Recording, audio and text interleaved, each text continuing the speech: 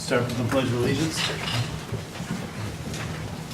Pledge allegiance To the flag of the United States of America and to the republic for which it stands, one nation, under God, indivisible, with liberty and justice for all. We will now call this meeting order.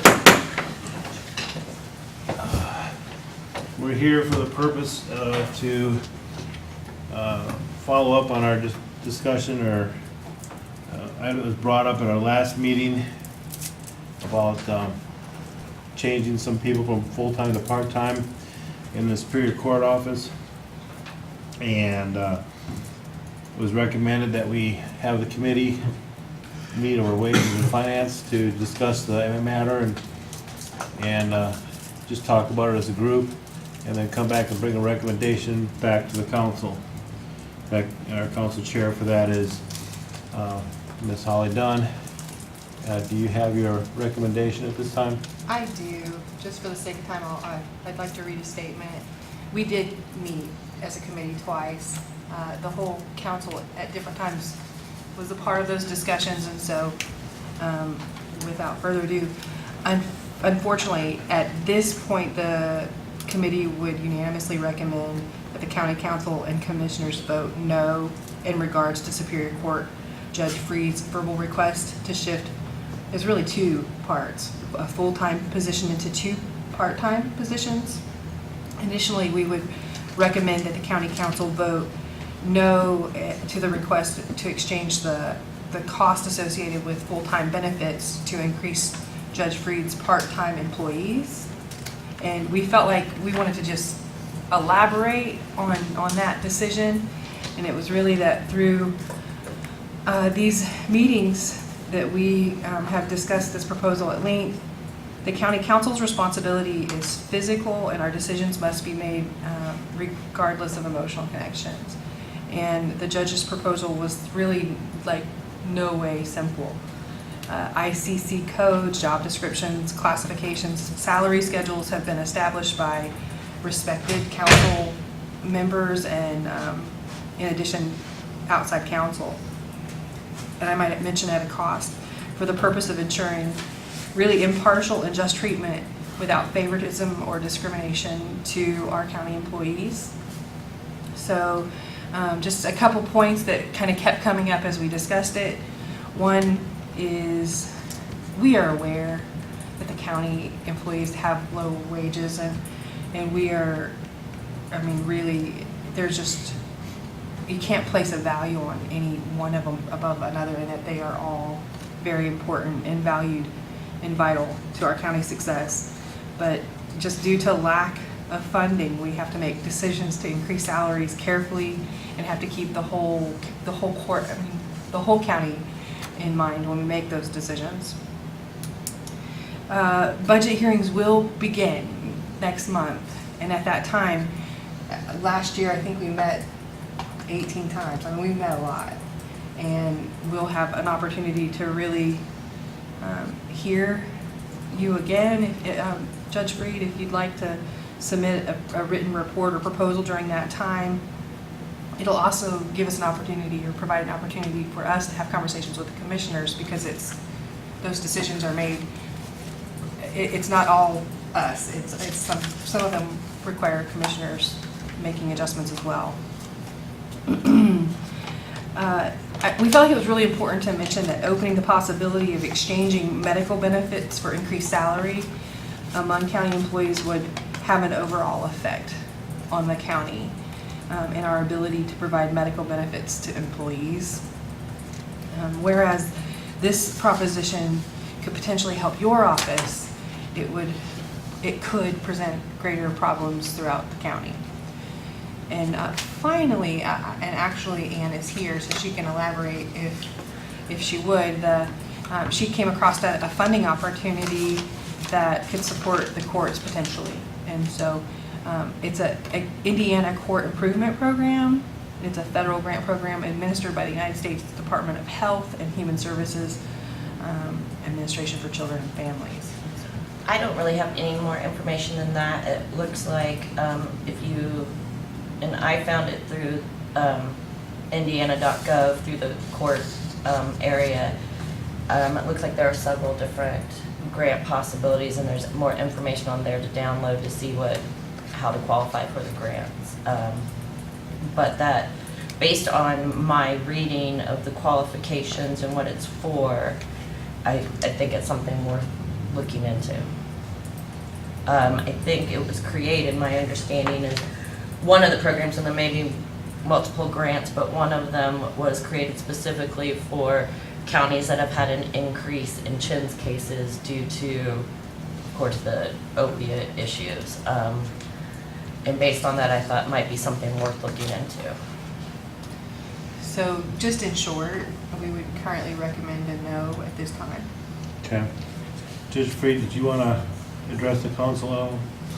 Just briefly.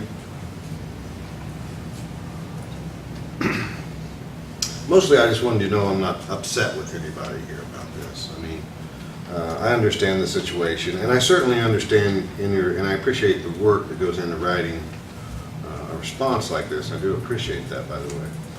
The second, or rather the third bullet point here, with regard to in the circumstance that I was describing in my particular office,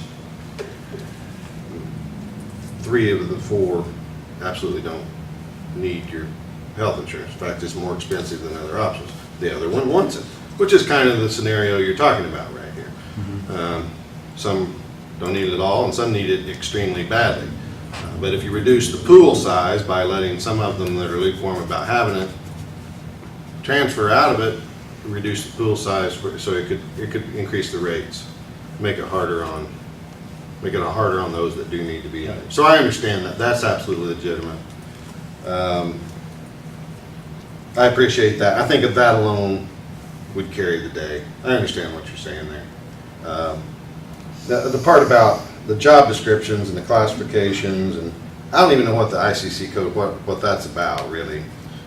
Like there's some scary gray law out there that keeps you from paying people differently within county government. I am 100% sure that that is false. You do have to follow the rules as far as passing your ordinances for salary and stuff. That's true. But you're not going to find a statute that says everybody that works clerical in county government, if it's clerical at all, everybody has to be grouped together and everybody has to be paid the same. I am 100% certain. Turn in my bar card, resign as judge if you find any such law that says that. Right? Doesn't exist.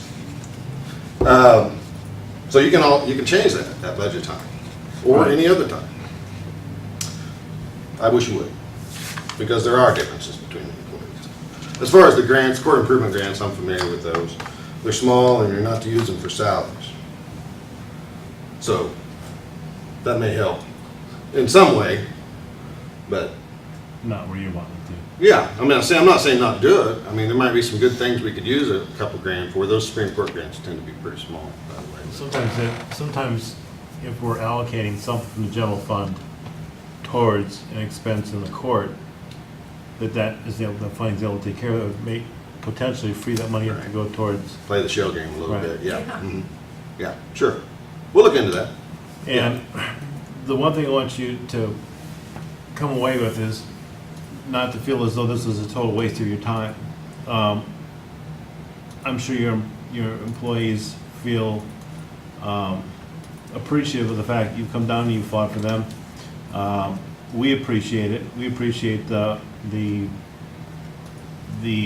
creative thinking and helping us to open up our minds a little bit and look at things a little differently.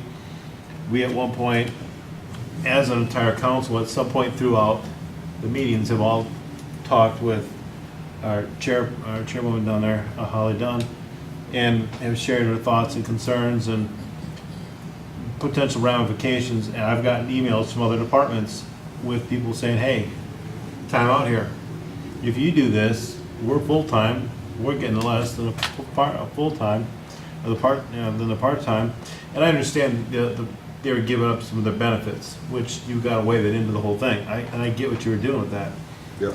The other thing that it creates is a problem is, so we do this, then that person leaves because we can't guarantee that they'll be here.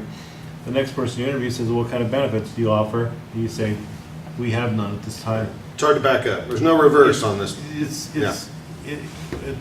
6 of one, half a dozen of another, where as I said, some of them want it Right. really badly, and others don't want it at all.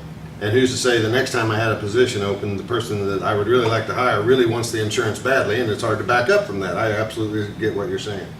Well, it opens up too that then if you do a stipend for one, you have to do a stipend for all. You know Yeah, what I'm saying? I don't. And that would be about the only way you could do it, and, It's you know, just like complicated. it is, I know when you were here the other week that it's a simple, non-complicated thing. The more we got into it, the more complicated we saw it really was. But budget time is the right time to make that decision, because whatever we're gonna do has to be sustained and carried out through the entire year. We can't change it midstream and say, all right, hold on, pump the brakes, we're gonna do this instead, and Sure. then be reactionary. Mhm. We need to be proactive and not reactive. Right. And Totally agree. I feel that, and I appreciate the council making time to meet as a committee and discuss this. We said we would make a quick decision on it, though there's no definitive decision yet. We have a recommendation that's been made by our committee. I want to give you the opportunity to, say anything before we proceeded with a motion and a vote. Well, I think I've said what I wanted to say. I understand, at the very least, the third bullet point of the written response from the subcommittee, I think makes good sense, and I understand that. This insurance issue and reducing pool size on insurance and the irrevocability of doing this for a potential new hire 2 years from now, it's a problem. I see that. So regardless of some of my other consternation over job classifications and all that, the third bullet point is going to carry the day with me anyway. I think that's substantively enough for what your recommendation has said. So, Okay. Appreciate that, Judge. yeah. Yeah, me too. If there's nothing else to the council, and Judge, if you're done, we'll, Correct. I would ask for a motion in a second. I'll make a motion. At this time, we leave things as they stand with our benefits and salary. We make no change. We make no change. Okay. Second. Okay, we have a motion on the floor to keep intact our current salary ordinance, effect and benefits package as currently offered in the handbook and the job classifications and categories. And it's been seconded. Is there any further discussion? If not, at this time, we'll move to a roll call vote. Councilman Jackson, Aye. Councilwoman Riker, Aye. Councilwoman Dunn, Aye. Councilman Brockman, Aye. Councilman Strong, Aye. Councilman Mented. Aye. Okay. Motion carries, 6 favors and 6 votes in favor of keeping the salary ordinance as it's stated. Again, Judge, we truly appreciate you bringing this to our attention, and like I said in previous meetings, every one of us on the council value every single person in this county, and we don't want to imply that there's one person that works harder or does more, because depending upon the situation, was talked about earlier today, if you get in a bad wreck and maybe the fire department doing the sheriff, they're your favorite people and they work the hardest, or you called the 911, they've done something, or you need your property reassessed, or something. It all depends on the moment, and we know and realize and value every employee in this county is extremely valuable to us, and oftentimes do not get enough recognition or appreciation for what they do, working under inadequate pay. I mean, inadequate is probably being kind. It is. And I know from the sentiment or from talking with the council members, if we had the income, I'm sure we would do our best to rectify it as quickly as possible. And we have to make these decisions with a lot of thought and forethought as to how it will impact us down the road. But I appreciate you coming and sharing with us and your concerns. Sure. Yeah, I would just love to have an opportunity at budget hearings, and if more can be discussed about the reclassification systems and dealing with that, I would like to jump in on that. I mean, not as a a member of the body, obviously, just as a contributor from the mic and in writing. Okay, is there anything else for council? Mike, that's a commissioner move with the job classification.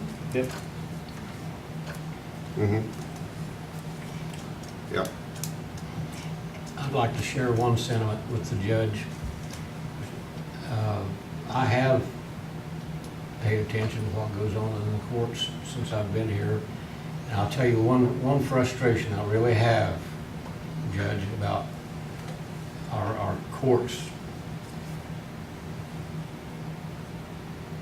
You're a state court, as is Judge Branstetter. Yep. And the state pays your salary. Right. And they give very little financial support other than that for your court. I really wish that the state legislature, if they are going to claim your court as a state court, then they should support you 100% financially. That would be nice. I agree. So all your employees in your office would be paid a rate that was state approved and state supported. Mhm. I would surely welcome that, because I would love to see their paycheck come from the same place yours Yeah. does, you know? And then they'd be on parity with the other county courts around, and you wouldn't have this poaching problem. It's a great idea. Absolutely. That would solve a lot of problems, but I know that the legislature looks at these things on a, cost basis method too. Right. So maybe we're lobbying the wrong people. Maybe we need to be talking to our state senators and state representatives and see if we can get the state to actually financially support the state court system more than they do now. And I think that would certainly help, and I would certainly support that 100%. Right. No, I absolutely agree. I mean, it makes sense. It is a state court. They're running the courts in that way, as they did, 150 years ago, when you truly had a circuit rider, one judge with his little brief bag, riding from Liberty to Brookville to Connersville and around in a circle once every other third week. And, no secretary, no staff, no desk. You just show up. It's not exactly that way anymore. Right. I mean, you can't, it's not as if a judge alone could run the court by him or herself. It's not possible. So it's not an option. They know that at Indianapolis, I mean. They know that. It's been a century or more since that could have even possibly been true. Well, So why don't they fund it? It's a good question. If you could locate the right person or people to lobby, or the right pressure point to apply pressure, I would be more than happy to join forces with you and apply all the pressure in Indianapolis that we could to lobby for that. And I would say there's 91 other counties that feel the same way. Oh, yeah, sure. Yeah. Yeah, you'll have plenty of friends on that effort for sure, yeah. But you know how the squeaky wheel gets the grease. Mhm. If we had all 92 counties really making a lot of noise on this, maybe something would move on it. I don't know. Well, maybe the Indiana Association of Counties they have a lobbying effort. Maybe that's something that county attorney could talk to them about if this has been Yeah. discussed. I will tell you this, Councilman Strong. We have a regional judges meeting. Of course, we have a state meeting, mandatory training as well for the whole state bench. But we also have the regional ones, just our area here in East Central Indiana. And since the new Chief Justice has come in, one of the things that she likes to do at these meetings is, or her subordinates, if she doesn't make it herself, she usually comes herself though. What's wrong out there? She'll just go around, literally pass the mic around the room and give the judges the opportunity to say, what's wrong with the courts? Where are we too close to failing, or where are we brittle? Where are we weak? What's the problems? And I brought this suggestion that you just said up at one of these meetings. Did they throw you out? Yeah. Well, the problem is we're more motivated than most, as far as the judges go, because most of the other counties have staff that's somewhat adequately paid. At least they don't have the kind of turnover rate we do. So we and a handful of other counties who I'm familiar with have some pretty low pay too. Not as bad as us. I think we're the absolute worst, by the way, for court staff in the whole state of Indiana. It's not a scientific survey, but I've done an informal survey at the coffee station at the judges meeting, and I've never found anyone close to our wages. Really not. I think you'll find that across the board, as far as salary. Other positions within county government, Yeah. comparing I mean, apples to and apples. I'm saying that not proud, it's, Right, yeah. In fact, pretty shocking. So, although the county councils, I'm sure, would be extremely motivated to have that bill taken from them and put on the state, I don't know how much pressure they're gonna get. It just depends on how much financial pressure the individual county's under, you know? But it's a great idea, I'm for it. Like I said, you and I have to, like, Councilman Strong, because I brought this up at a judges meeting one time, and everyone seemed to be kind of lukewarm there, but it's just a room full of judges, you know. And frankly, in most counties, the judges don't get particularly excited or involved in budget stuff. This is atypical here in Fayette County. Because usually there's enough money that people get paid what they're supposed to be paid, and there's not this constant turmoil and turnover. And I mean, budget issue, no one else brought up a budget issue. The mic went around the whole of all the judges in East Central Indiana. I'm the only one that said anything about budget issues. Everybody else is like, well, that new law about this and that, wasn't that dumb? Or, you know, some kind of comment about substantive law or procedural issues. Or nobody brought up budget. I'm the only one that cared about budget. Yeah. So, It doesn't make, it's a little bit convoluted that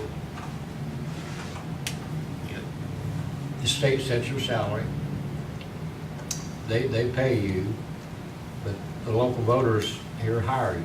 yeah, So technically, in one way, you're a state employee because you are a state judge, but the local voters are the one that hire you. right. But the rest of your office is not carried along with that. You know, they're not. Some more conundrums. Under state law, I'm considered the responsible employer of the people who work in my court, even though I don't pay them and I don't set their wages. But I could be sued over some employment law violation personally, even though ultimately I have to have approval to hire an individual. I don't set their wages, you know. But yet I'm their employer, just like I run a Burger King and own it, and I'm hiring people to work the front line, you know. But Well, Strange. It's a system that could be improved. for sure. For sure. No, but I'm all for that. You can get the state to maybe just go stand under the rotunda and let them have it like a sidewalk preacher or something, Dale. Well, You're a convincing fella. no, I don't know about that, but if you want to meet me at the fair and we can gang up on Gene Lysing and Cindy Zipke, Yeah. I'll be Okay. glad to join that discussion with you. We can beat them up a little bit. I'll be happy to do that. You pick a day, let me know. We'll see if we can catch them there, if we know what day they're gonna be there. Yeah, Well, I'll somebody find will out. know. Okay? All Don't right, say beat them up. I said I'll find out. metaphor. He said beat 'em up. Metaphor. We'll let them know. Okay. Okay, thanks. Thank you, Judge. Appreciate your efforts, really do. Now, if there's no further business, make a motion to adjourn. Second. We have a motion to adjourn, it's been seconded. Any further discussion? All those in favor of adjourning this meeting, please signify by saying aye. All right. Opposed, nay. Ayes have it, meeting adjourned. okay, just for my.